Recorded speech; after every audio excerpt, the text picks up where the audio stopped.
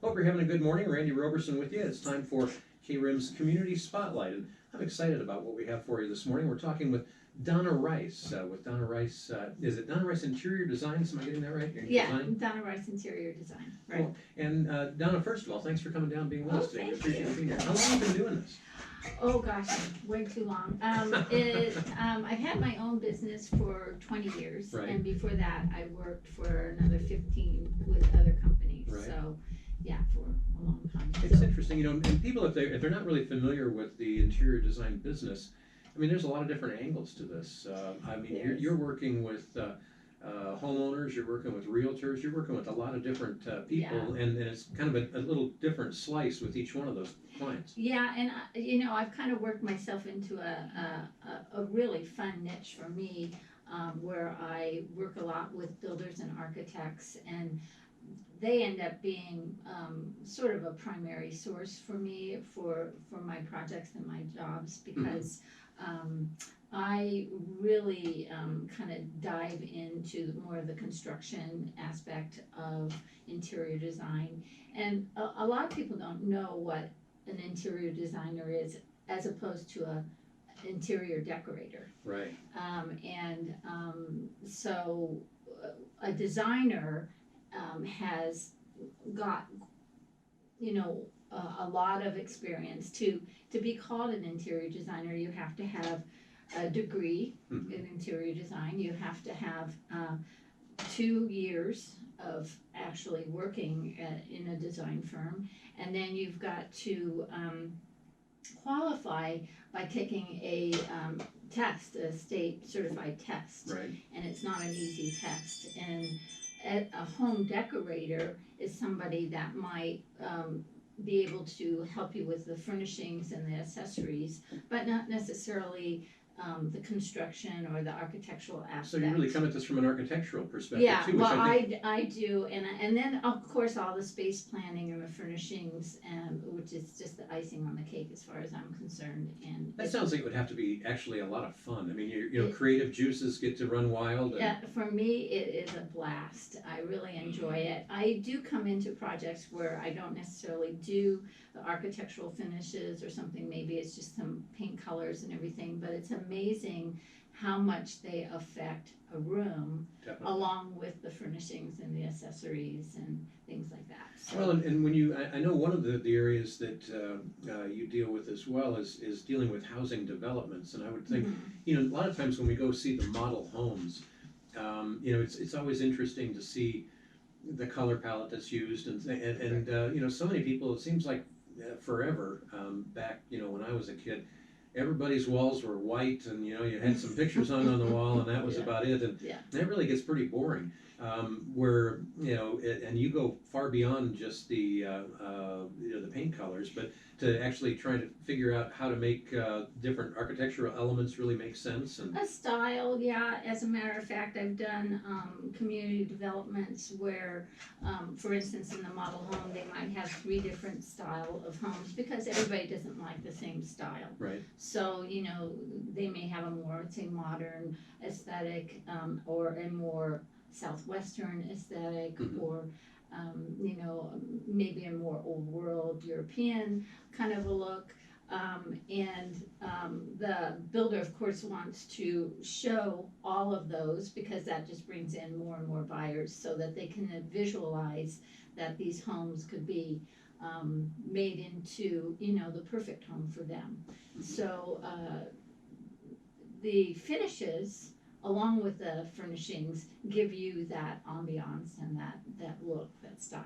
And actually, for a lot of people, you might not even really think about it a whole lot. You just think more about the mood that you confront when you walk into a room. Yeah, and it's true. A lot of people, they'll go on vacation and they'll see these really nice hotel rooms and whatever, and then they come home and they say, well, why doesn't my house look like that? Or what is it that made that room so much special than say my bedroom or my living room. Right. And it's those things that kind of give you an emotion and set the tone, and it's subtle, and it's a combination and a layering of items that that combine to make a room really unique and comfortable. So I imagine that you probably have a lot of questions for whoever the owner is, whether it's a developer that wants to show things in a certain light, or if it's the homeowner themselves. You got to get to know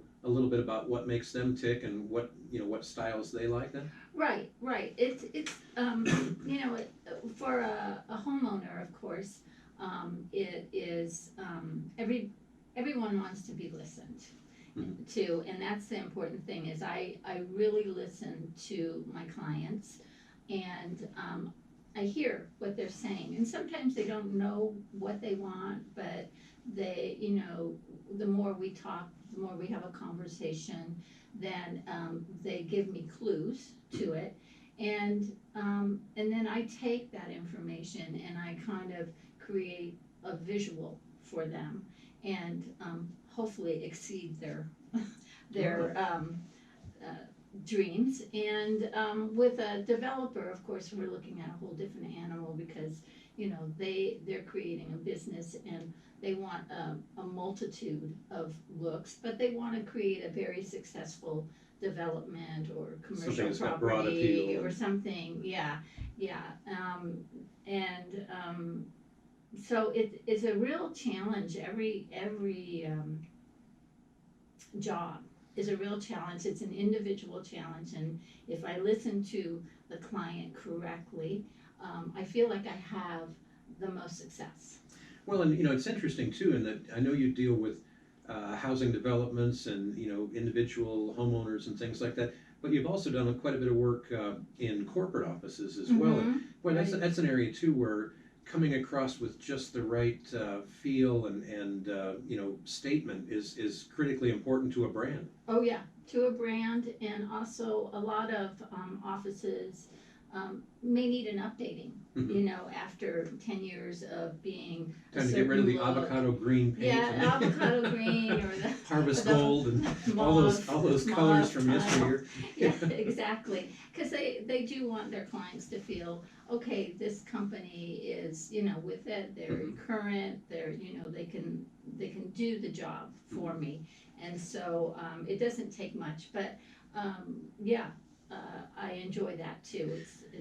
It's really fun. Well, I bet it would be. And one of the other things, in just looking through some notes about your work, I see that you've worked with a very dear friend of mine, Dr. Alan Michaels. Yes. And gosh, I've been in so many different disasters in other parts of the world, reaching back to him for telemedicine oversight, and I've traveled with him as well. But he's a dear friend, and working with trying to figure out how to make a medical office look just right. I got involved with that rural clinic, and I was so pleased. I was just so honored to be able to help him, because he's so giving. Yeah. And he walked me through his current space, and then he said, my dream is to do this.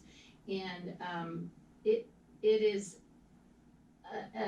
an office, or a medical office, I don't know if you've been in it, that Yes. I've never been in before, because he wanted a lot of bright colors, he wanted to bring life to it, he wanted to have a young kind of feel to it because of the students, and not so much institutional. Right.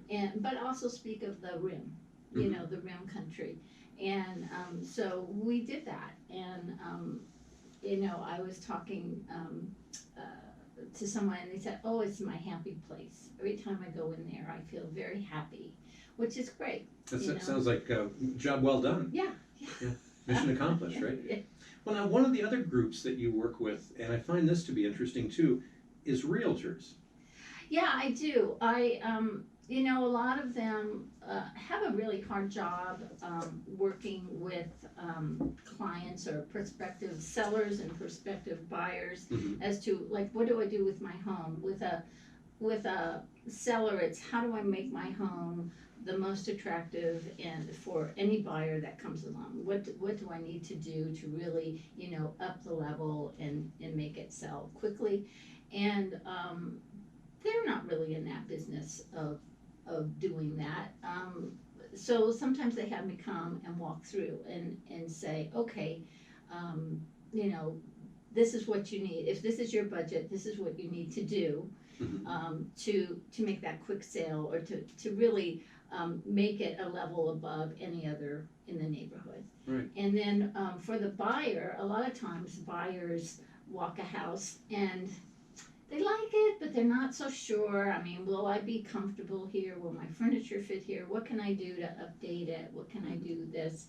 And if I walk through a house and say, well, you know, just imagine you can do this, or with the kitchen, or you can update this, or reface the fireplace, and you know, add your furniture to that, then they can imagine themselves living in the space, and they're a little more comfortable at making that gigantic purchase.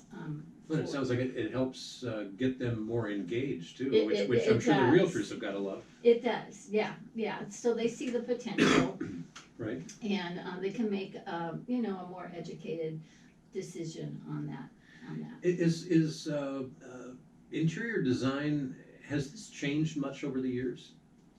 You know, well, it has. It's a very fast-paced world now, especially with the media, you know, social media, and a lot of people are online, and there's a lot of design shows that are on TV and Sure. on the internet. And materials, you know, finishes and materials, it's, you know, so many things are happening so much quicker now. But basically, good design is good design, you know, Right. and whether it's a particular style or a particular home or a particular office, there are certain rules that you have to do. But I think, you know, being creative is the key to this, and then, as I said, listening to the client and just finding that unique imprint that the client wants. Right. Now, you know, I want to go back to talking about your work with builders. I mean, where that could go so many different directions. Does this include things like various fixtures in the house and things like that? Yeah, I work a lot with builders, and I have a couple of builders that I have as clients, and they'll do a spec home or a speculative home, and they'll want my, you know, they'll want my input as far as, okay, these are my fixtures, what do you think? Right. Or will you pick the tile and the cabinets and lay out the design and the finishes and the fixtures for us, so that, again, our house, you know, really shines and is something better than if we just went out and did that. Right. So I do that, and I have, you know, and then I talk to them, because they'll have the plans, but sometimes the plans don't have those special, unique, say, ceiling elements in there, or they don't have, the powder room is just a box, and that, you know, what do we do with it? How do we make this powder room really special, and how does it tie into the rest of the house and whatever? So I do a lot of that for them, and other builders love having me on board as a sort of a team member. If they have a client that they're working with, they do not want to get into the individual selections of the tiles and the cabinets and the knobs and so on and so forth. They're wanting me to take that role on with the client, and which is fine, because I take that and I run with it, and then I'm able to bring that to a finish line with the furnishings and everything else. And so then the builder is free to do what he does best, which is build the home. You know, you brought up an interesting point too, in that I know one of the things that I really enjoy watching on television are some of these fix it and flip it type shows. Oh yeah. And I mean, there's some, you know, wildly creative people on some of these shows where, I mean, you got an old place that really looks like, man, you know, just bring the bulldozer in, let's start from scratch. Yeah. But yet, you know, they come away with making something that didn't look so great look fantastic. Right. And it's mostly finishes. Right. And so now if there's even like Joe homeowner, or Jane homeowner, as the case may be, if someone's looking at, hey, you know, thinking about, either selling my place or kind of Remodeling. doing a remodel, Mhm. this is where, you could really help them a lot as far as, maybe getting a tight focus on what the potential is. Right, right. Not to mention, and what the bottom what- line is. Or what materials would work best for them with Mhm. it, and everybody has a budget, no matter whether it's, thousands of dollars or hundreds of dollars, so everybody has a budget. And what would be the best product for that, because I'm always in tune to what's coming out Mhm. in flooring, what is current trending, say in flooring or in cabinetry or in countertops or in lighting or whatever.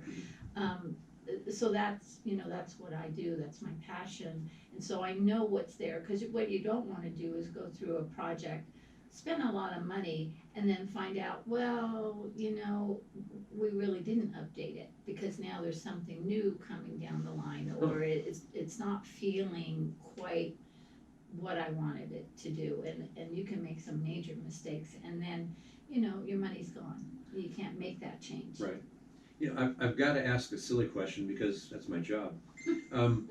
When it comes to, all of the years that you've been at this, and we don't have to talk, specific location or owner or anything like Yeah. that, but was there ever, one challenge that you took on where you thought, oh my gosh, how am I gonna, do this? I mean, has there been any really, ugly, problem children that you've had thrust upon you that I way? have had a few projects, and the hardest projects that I have had is where, I have my discussion with the client, and then I make my recommendations, and then they're either very indecisive, or they fight me on everything, Mhm. or on some things. And so which, really gave me heartache, Sure. when I first started. I was just crushed that they wouldn't listen to me.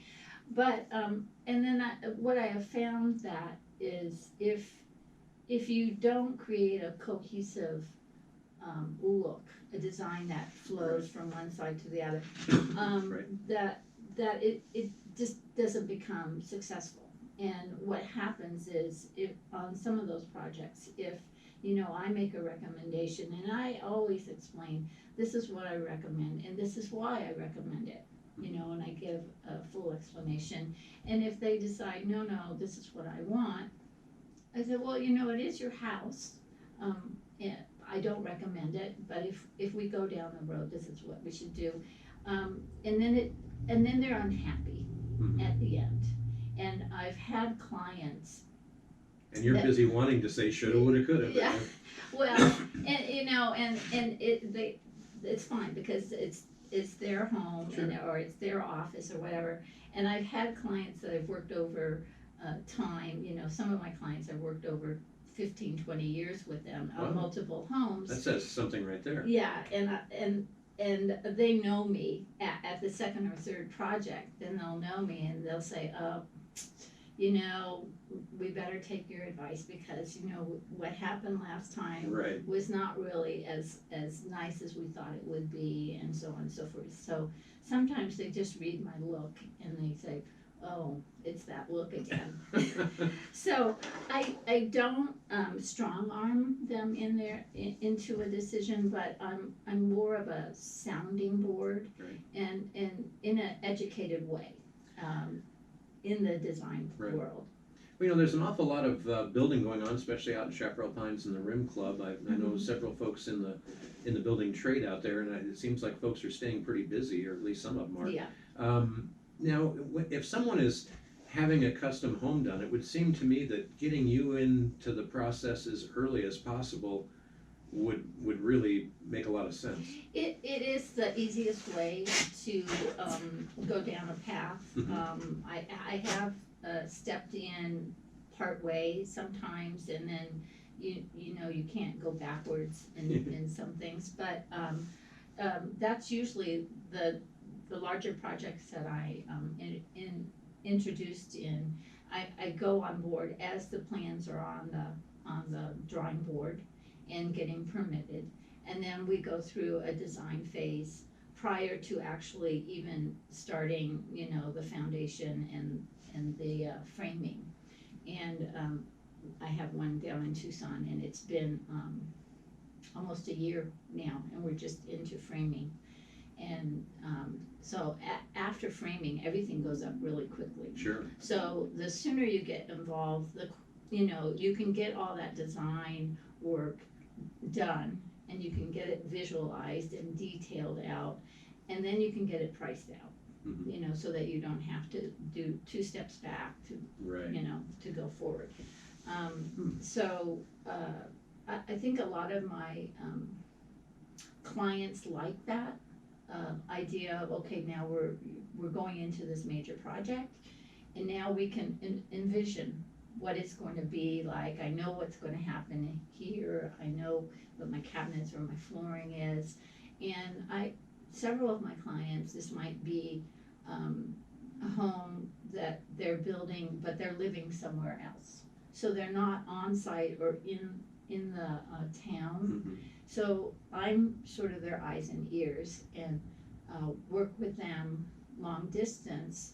So as the house is being created, they can come to me and they go, can you go look at this and make sure that it's what we're looking for, or, you know, what do you think? And then they'll come in every few months, take a look, Right. and then we can proceed. You know, you mentioned earlier about ceiling elements and stuff like that. That's when we were talking about fixtures. I would assume, and of course you know what they say about that, but I would assume that when it comes to interior design, lighting has got to be a pretty critical area of focus. It is. People don't think about it, Right. but I just put a light bulb up on the ceiling, yeah, and it's going to look like garbage. amazing. It's amazing. And the house that I'm working down in Tucson right now, it's incredible. We have just commissioned a huge custom fixture to go over his island, and the island is 18 feet long by 6 foot wide. And Sounds more like a continent. oh yeah, and there wasn't a fixture incredible enough for this, and it's an open floor plan. And so I found a smaller fixture that this company makes, and I said, you know, if we could create this much larger and it could float over the island, it could become not only a lighting fixture, but almost a sculpture, an art sculpture above the island, because it is a focal point. And so we've just commissioned that, and then, Wow. yeah, so. That's kind of exciting. I'm pretty excited about it. I bet, yeah. And then in the master bathroom, we have a really neat light cove that's going to go across the room over each of the vanities that both lights the wall and out into the room. And you know, I think that's going to be fabulous too. It's going to really set off the whole, it's a master bathroom, the whole master bathroom. Wow. You know, and we're just about out of time, but you know, one of the things that I don't know, it seems like it would be pertinent when it comes to this. You have some clients that have a set budget, and we can spend up to ABC dollars. And you have others that maybe have, you know, pretty much an unlimited budget, and it's just a matter of letting, you know, your creative juices go. But it is possible, is it not, to stay within someone's budget and still give them design ideas that they're going to be happy with without necessarily having to hawk the farm? Yeah, a lot of times when I meet a client, and usually when I meet a client, the first meeting, we just sit down and we talk. We talk about the project, we talk about, you know, how we get along with each other, how I would work with them.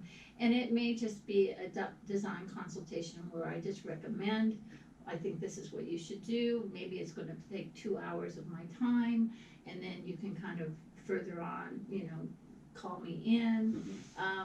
Or you know, I have other clients that just don't want to worry about it, and they just hire me and say, well, you know, yeah, let's have some meetings. You present all of your ideas, and you know, if we have to finalize this or that, that's fine. And there. Right. So I'm more than willing to talk to people about any project, and it's just a matter of, you know, they tell me, and that's the hardest part for people to tell me what their budget is. Right. You know, because I don't want to show them something that will make them super excited, but then they can't afford it. Right. But there's always a solution that could work for them within their scope, their design. Again, if you just tuned in, we've been talking with Donna Rice in interior design. And Donna, if people want to find out more about your business and the services that you offer, do you have I have a website. Yeah, what's the address for your website? Yeah, it's Donna www, of course, Donna at DonnaRiceDesign.com. So it's DonnaRiceDesign.com. Yes. Okay. And they can email you at Donna@DonnaRiceDesign.com. Yeah. Okay, perfect. And is there a phone number people can call? Sure. My number, and it's a Tucson number, but I don't want to give it up. It's 520 Right. 906 Mhm. 6485. 6485. Fascinating. I want to continue this conversation on, but we're out of time right at the moment. We'll have to do this again. Okay, Donna, sure. thank you again for coming in. We've been talking Okay. with Donna Rice from Donna Rice Design. And again, you can find out more by just going online to DonnaRiceDesign.com. Send her an email at Donna@DonnaRiceDesign.com, or pick up the phone and do it old school by giving her a call at 520-906-6485. Donna, thank you again. Thank you. You betcha. And thank you for tuning in and listening this morning to Community Spotlight on KRIM. I'm going to get you back to more of your favorite music. Let's see, we have some tunes coming up for you from Golden Earring, Mumford & Sons, the Alan Parsons Project, the Hollies, and a whole bunch more. But first, a quick look at grid country weather.